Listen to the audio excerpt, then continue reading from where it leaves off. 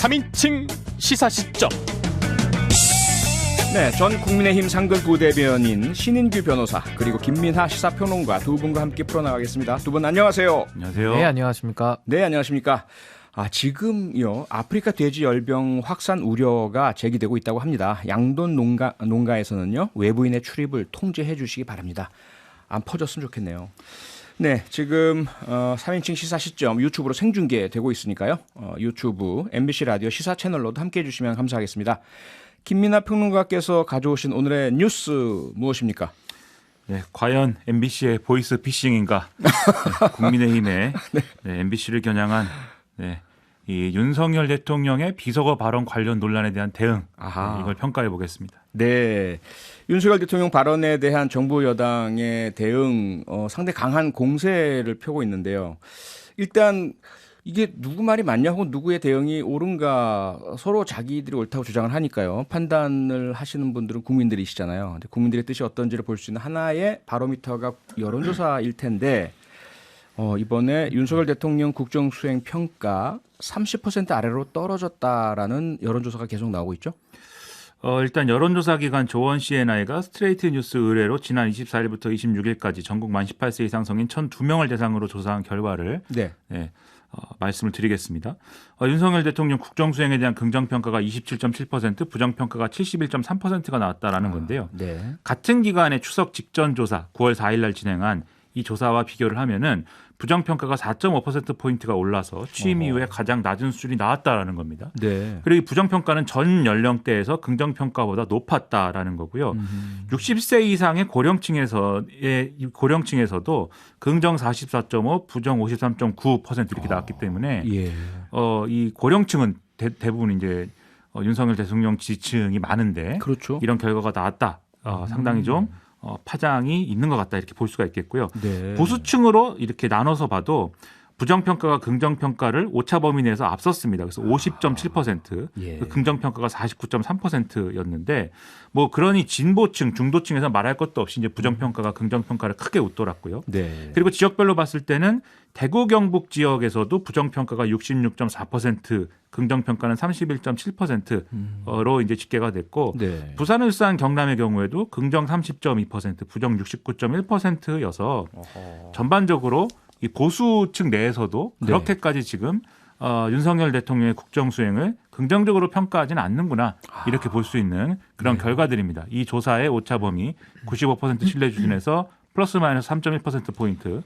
자세한 내용은 중앙선거 여론조사심의 홈페이지를 참조하시면 되겠습니다. 네, 신인규 변호사 어떻게 보면 상당히 좀 이례적인 것 같습니다. 60대 이상 그리고 대구 경북 또 부울경 포함해서 전 연령대 전 지역 보수층에서조차 윤석열 대통령에 대한 국정수행 지지율 부정평가도 높게 나오고 있는데 어떻게 보고 계세요? 예, 우선은 매우 좀 심각한 상황으로 저는 평가를 하고 있습니다. 사실은 그 대선에서도 0.7%포인트 차이로 거의 간신히 신승을 거두지 않았습니까? 그래서 어떻게 보면은 상당히 좀 권력 그 기반 자체가 상당히 좀 약하다라는 평가를 받았어서 오히려 전선을 더 좁히고 오히려 지지자들을 더 묶어내는 역할, 그러니까 소위 말해서 정치의 회복에 더 신경을 썼어야 됐는데 지금 완전히 거꾸로 가고 있습니다. 사실은 정치가 실종되다 못해 이제 거의 사망 단계에 이른 거 아니냐라는 평가도 있고 그건 뭐 야당과의 대화는 말할 것도 없고 심지어 여당 내부에서도 이게 정치를 못해서 뭐 못했든 안 했든 그래서 지금 지지층이 자꾸 엷어지는 겁니다. 그 엷어지다 보니까 이제는 거의 이제 국정 지지율 보면은 한 20%대 후반까지 됐고 이제 이번 주 뭐 금요일이나 이렇게 또 조사가 나온다면은 아마 대통령의 이런 비속어 논란에까지 내지는 그 대응까지 반영된 조금 더 하락된 수치가 나올 걸로 보이거든요. 그래서 이런 식으로 가는 건 참 부적절한 걸로 보이고 또 하나는 전선을 넓히고 있다는 것도 문제입니다. 그러니까 예를 들면은 경찰국 신설 가지고 경찰하고 한번 또 다툰 적도 있었고 또 이번에는 굉장히 심각한 게 지금 전 언론을 상대로 지금 거의 선전포고식으로 지금 하고 있어요. 그래서 이런 식으로 언론을 상대로 한 이런 전선을 확대하는 것이 이건 매우 정권에 큰 부담이 될 것이다. 저는 그렇게 일단 평가하고 싶습니다. 네, 김민하 평론가, 지금 신인규 변호사께서는 아직까지는 그 소위 말하는 비속어 파문 충분히 반영되지 않은 결과이고 이번 주말 정도에 더 떨어질 것이다라는 예측이신데 지금 앞서 소개해 주신 여론조사 결과 이 욕설 비속어 파문이 많이 반영되지 않은 건가요? 그러니까 지금 이제 26일까지 진행된 조사이기 때문에 네. 이게 제가 지난 주말까지는 네. 좀 분위기가 약간 코미디 같다 이런 생각을 했습니다. 가족 오락관 같은 분위기가 있다. 네. 대통령은 바이든이라고 말했는지 날리면이라고 얘기했는지 뭔가를 말했는데 네. 이걸 들은 사람들은 처음엔 바이든인가 하다가 그 다음에는 날리면인가 하다가 그러다가 뭐 발리면인가 하다가 뭐 계속 이 고요 속의 외침이라고 있어요. 귀 막고서는 상대가 뭐라고 얘기했는지를 들어가지고 상대한테 전달하는 꼭 그런 비슷한 분위기였는데 월요일부터는 스릴러로 장르가 바뀌었습니다. 스릴러로요? 네, MBC 입장에서는 지금 뭐 오싹오싹 하거든요. 이게 어떻게 되는 거냐. 네. 그래서 이 스릴러로 바뀐 이후에 예. 이제 분위기는 이 여론조사에 반영은 안 됐어요. 네. 그래서 그게 어떻게 반영될 건지를 지켜봐야 되겠는데 신인규 변호사님 말씀하셨듯이 긍정적으로 작용할 여지는 저는 별로 없다고 보는데 다만 방금 소개한 여론조사에 이 비서고 논란과 관련해서 이전 이 코미디 분위기까지 그런 시기까지는 사람들이 어떻게 생각했느냐 이 내용이 포함되어 있긴 합니다. 그래서 이른바 비서고 논란에 대해서는 응답자의 70.8%가 이건 사과가 필요하다. 대통령의 사과가 필요하다라고 이제 했고 사과할 필요는 없다라고 한 것은 응답자의 27.9%에 그쳤다라는 거고요. 국민의힘 지지층에서만 사과가 필요하지 않다라는 이 응답이 전체 52.4%, 필요하다라는 응답이 47%였던 건데 이것도 이제 비등비등한 거죠. 그리고 이제 뭐 다른 여론조사 결과를 또 소개를 뭐 너무 길게 할 수는 없으니까 짧게만 해드리면은 그런 여론조사도 있습니다. 이게 그러면 국민들이 듣기에 바이든으로 들렸는지 날리면으로 들렸는지 물어본 여론조사, 다른 여론조사도 있는데 바이든으로 들렸다라는 응답이 상당히 많았다라는 결과도 있기 때문에 전반적으로 지금 이 국민의힘과 대통령실의 우호적인 분위기는 아니다. 이 논란과 관련돼서는 이렇게 봐야 되겠죠. 신인규 변호사, 김민하 평론가의 설명에 따르면 국민의힘 지지층 중에 사과가 필요하다 47%. 그럼 신인규 변호사는 이 47%에 속한 것으로 일단 보입니다. 어떻습니까? 소수자로서 뭔가 좀 불편하고 이런 그 상황은 아닙니까? 그런데 일단 국민의힘 지지층으로 남아 있는지부터 물어봐야 그거부터 물어야 돼요. 저는 국민의힘 당원이고요. 국민의힘 안에서는 사실 정부에 대해서 쓴소리하는 것이 상당히 부담스러운 것도 사실입니다. 왜냐하면 그렇겠죠. 지지층 내부에서도 왜 이렇게 정부가 힘든데 더 쓴소리만 하느냐. 근데 이걸 쓴소리가 아니라 내부 총질하냐. 그리고 심지어 어떤 분은 뭐 저한테 뭐 민주당으로 가라 뭐 이런 좀 비판까지, 그러니까 비난에 가까운 좀 그런 대화를 많이 하시는데 저는 그럼에도 불구하고 쓴소리를 안 할 수가 없는 게요. 저는 이 정부 탄생을 위해서 노력을 했고 정말 열심히 했습니다. 그리고 잘하기를 지금도 바라고 있기 때문에 전 이 얘기를 안 할 수가 없고 제 입을 막을 수는 없을 겁니다. 근데 저는 사실 이번에 뭐 MBC에 대해서 그런 뭐 여러 가지 동맹 훼손, 뭐 여러 가지 본질을 바꾸려는 시도들이 있는데 저는 그런다고 본질이 안 바뀐다고 보거든요. 왜냐하면 국민들이 다 각자 귀가 두 개씩 있고요. 각자 눈이 두 개씩 다 있습니다. 다 보고 들었어요. 근데 그거를 갖다가 정부에서 본인들의 실수를 잘못 해명하고 뭔가 스텝이 꼬였다고 해서 이걸 갑자기 MBC를 희생양 삼아가지고 여기다가 모든 책임을 전가하겠다? 이거 잘 먹히지 않을 것 같고요. 저는 언론의 편향성에 대해서는 저는 균형보도 차원에서는 충분히 문제제기할 수 있고 이건 여야의 문제가 아니라 또 민주당도 언론이 편향됐다라고 하거든요. 충분히 얘기할 수 있어요. 근데 그거를 갖다가 대통령의 비속어 논란을 가리는 대체제로 치환한다는 것은 저는 상당히 무리수다. 근데 무리수를 지금 계속 두고 있는 것이고 저는 이렇게 봅니다. 모든 정부가 다 사건 사고가 있고 실수가 있지 않습니까? 그렇다면 거기에 대한 해명과 대처가 더 중요한 것인데 하나 예를 들면요. 과거에 세월호 사건이 났을 때 그 해수부 장관 했던 이주영 장관님 있었어요.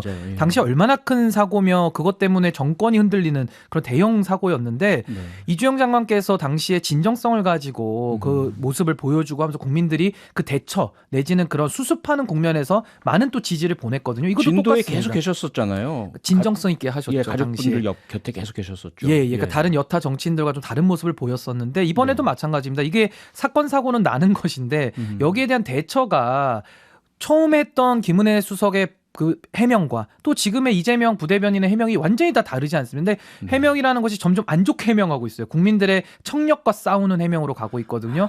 저는 이런 식으로 접근해가지고는 국민과 싸워서 이기는 정부는 없다. 저는 그 말씀을 드리고 싶습니다. 네, 지금 말씀 주신 것처럼 대통령실에서요. MBC에 공문까지 보내고 국민의힘에서는 오늘 MBC에 항의 방문을 했습니다. 어떤 이야기를 오셔서 하셨는지 직접 한번 들어보시죠. 이번 사건은 이름부터 제대로 불러야 됩니다. MBC 자막 조작 사건입니다. MBC가 조작을 하면 민주당은 선동을 했습니다. 광우병 사태와 똑같은 방식입니다. 네, 신인규 변호사께서 이미 비판적인 말씀 주셨는데 김민하 평론가는 이 대응 어떻게 보세요? 저도 이제 뭐 비슷한 생각을 하는데요. 지금 뭐 광우병 사태와 똑같은 방식이다. MBC가 조작하면 민주당은 선동을 했다. 이렇게 권성동 의원이 얘기를 했는데 네. 이게 그렇게 따지면은 매일 아침 일상적으로 벌어지는 풍경 중에는 조선일보와 같은 신문이 일면에 뭘 보도를 하면은 네. 반드시 그날 아침에 국민의힘 최고위에서 그 얘기를 하는 그런 일이 뭐 일상적으로 있습니다. 그럼 그것도 다 어떤 종류의 보수 언론하고 국민의힘하고 유착을 해가지고 선동을 한다 이렇게 다 해석을 할 건가요? 그런 문제가 전혀 아니죠. 네. 이런 주장을 하려면은 명확한 사실관계를 가지고 이렇게 볼 수밖에 없는 즉 이른바 뭐 정원 유착이라 가지고 주장을 하는데 네. 민주당하고 MBC하고 부적절한 무슨 관계가 있어가지고 그 관계 속에서 어떤 음모의 방식으로 진행이 된 게 있다 이렇게 할 수 있는 구체적인 사실관계를 가지고 얘기를 해야 되는데 네. 그 사실관계는 없거나 정황을 가지고 확대 해석한 거거나 네. 뭐 그 이외의 내용들은 지금 얘기를 안 하거든요. 네. 그럼에도 불구하고 이렇게 주장을 하는 거는 사실상 이게 언론에 대한 부적절한 압력이 될 수 있다는 점에서 이걸 뭐 어떤 뭐 이게 도움이 되느냐 내지는 뭐 얼마나 이득이 되느냐 이런 걸 다 떠나서 네. 이건 민주사회에서 인정될 수 없는 방식의 아하. 그러한 이슈 파이팅이다라고 생각을 하고요. 네. 특히 대통령실이 MBC에 공문 보낸 것을 보면 네. 저는 상당히 이 부분이 가장 우려스럽습니다. 지금 네. 이 대통령실이라든지 이런 권력기관이 언론사의 구체적인 어떤 보도 내용에 대해서 그 근거가 뭐냐라고 묻는 공문을 보낸 예가 있느냐. 아하. 저는 이 군부 독재 시절 이외에는 없다고 보고 군부 독재 시절에는 물론 공문을 보낼 필요가 없었겠죠. 필요 왜냐하면 없었죠. 예. 보도 지침이 애초에 있으니까. 네. 저는 이렇게 공문을 보내는 게 이 공문이 보도 지침의 역할을 할 수도 있다. 아. 이런 생각이 들어요. 이 공문 내용을 가지고 우리가 생각을 해보면 예. 언론사들은 대통령의 발언을 공개된 자리에서 한 발언이라고 해도 대통령실이 확인해 줄 때까지는 보도하면 안 되는 거고요. 아. 그리고 대통령실이 누가 들어도 예를 들면은 어떤 이 인정되는 어떤 말을 했는데 네. 그런 말이 사실이 아니다라고 얘기하면은 그 그대로 그냥 반영해야 됩니다. 무조건. 아하. 그리고 거기에 이의를 제기하려면 이 존재가 불분명한 음향 전문가의 어떤 네. 또 공인을 받아가지고 예. 이걸 해야 되고 반박을 해야 되고 그리고 절대로 해외에 있는 행정부에다가 취재를 해서는 안 됩니다. 이 공문 내용대로 하면. 아하. 그런데 그런 공문을 이렇게 아무런 그런 어떤 고려 없이 보냈다는 게 뭘 의미하는 거냐. 저는 대통령실이 최악의 상황으로 최악의 대응을 하고 있고 네. 이게 굉장히 위험한 어떤 그러한 시도가 될 수밖에 없다. 그런 국면을 지금 열었다라고 네. 생각이 돼서 아주 부적절한 대응을 하고 있다고 봅니다. 말씀드리니까 좀 이렇게 소름이 좀 이렇게 돋기도 스릴러가 오싹하긴 됐어요, 한데 지금. 그래 스릴러군요. 그래서 아니 그런데요, 신인규 변호사, 부적절하거나 또는 옳지 않은 대응이라는 비판은 그렇다 치고요. 소위 말해서 마키아벨리적인 대응으로 그렇다 하더라도 이익이 된다면 예를 들어 뭐 정치적으로 선택할 수 있지 않겠느냐 이런 시각을 내부에서 가질 수 있을 것 같은데 이익이 될까요? 국민의힘이나 윤석열 대통령에게? 뭐 이익이라고 하면은 이제 좀 극우적인 그런 네. 지지층, 이제 그런 좀 극성 지지층에게는 상당히 이게 좀 도움이 될 수 있습니다. 그런데 네. 중요한 것은 그분들만 가지고는 사실 쪼그라들기 때문에 뭐 정치하기가 어렵죠. 그래서 전혀 좋은 전략이 아니고요. 네. 이게 사실은 매우 민망한 것 같습니다. 그래서 민망할 때 우리가 뭐 멋쩍게 웃거나 민망할 때 화를 내는 경우가 있거든요. 예. 이건 좀 후자의 경우 아니냐. 민망하니까 이제 화를 많이 내는 것 같고 네. 저는 이제 자유를 얼마나 많이 강조했습니까? 세계 유엔에 가서도 자유 얘기를 계속 하셨는데 네. 그럼 언론의 자유는 도대체 무엇인가라는 근본적 의문이 들고요. 그리고 국익이라는 것이 저는 언론이 언론의 사명을 더 잘하는 것이 저는 각자의 역할을 잘하는 것. 그거 저는 국격과 관련되고 국익에 도움된다고 생각하거든요. 그래서 그것이 대통령의 비속어를 가려주는 것이 국익이냐. 저는 그런 사고방식에는 동의할 수가 없습니다. 그리고 하나만 더 지적을 하면은 이게 별로 도움이 되지 않는다라고 신인규 변호사님 말씀하셨잖아요. 예. 근데 이렇게 국민의힘이 대응을 하면은 장기화될 수밖에 없어요. 이제 국회로 갈 거지 않습니까? 네. 국정감사에서 계속 얘기할 거 아닙니까? MBC 그러겠네요. 관계자 불러가지고 그렇겠죠. 옛날에 이렇게 보도했는데 이건 맞냐? 이건 잘했다고 생각하느냐? 왜 그랬냐? 계속 얘기할 것이고 네. 그리고 이제 국회 과방위에서 공영방송 관련된 이런 뭐 지배구조 개선이나 이런 걸 위한 법이나 제도나 이런 것들을 논의를 앞으로 할 것인데 네. 그 관련돼서도 그거 반대하거나 또는 이제 국민의힘에 유리한 쪽으로 얘기하기 위한 어떤 근거로 이 사례를 계속 얘기할 거예요. 아하. 장기화될 수밖에 없는 길을 들어갔는데 그게 별로 이런 이득을 따져서도 네. 이 손해와 이익을 따져서도 별로 도움이 되지 않는다라고 하면은 예. 지금이라도 빨리 되돌아오는 게 맞지 않나. 근데 우리 정치 특성상 이런 경우에는 되돌아올 수가 없습니다. 아하. 그래서 걱정이 크고 상당히 마음이 아픕니다.